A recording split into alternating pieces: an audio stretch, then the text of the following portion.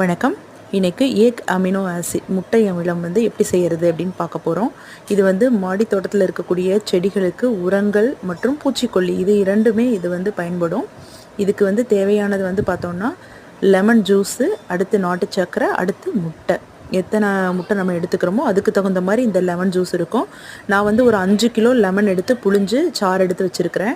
அது வந்து ஒரு 1.5 லிட்டருக்கு பக்கம் இருக்குது. 1 கிலோ வந்து நாட்டு சர்க்கரை. முதல்ல நாட்டு சர்க்கரையே போட்டுக்கணும். அதுக்கப்புறமா வந்து நம்ம இந்த எடுத்து வச்சுருக்கிற அந்த 1.5 லிட்டர் அந்த லெமன் எக்ஸ்ட்ராக்டை வந்து இதில் ஊற்றி நல்லா மிக்ஸ் பண்ணிக்கணும். கட்டி இல்லாமல் நல்லா மிக்ஸ் பண்ணிக்கணும்.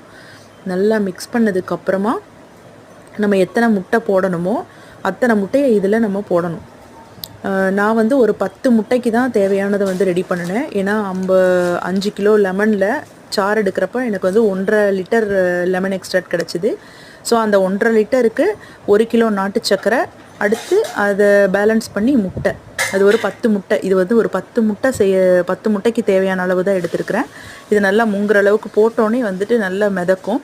இது அப்படியே நம்ம முட்டையெல்லாம் போட்டுட்டு அதோட கண்டெய்னரை வச்சு நல்லா மூடி தொடக்கூடாது. டெய்லி எடுத்து ஷேக் மட்டும் பண்ணி வச்சா போதும்.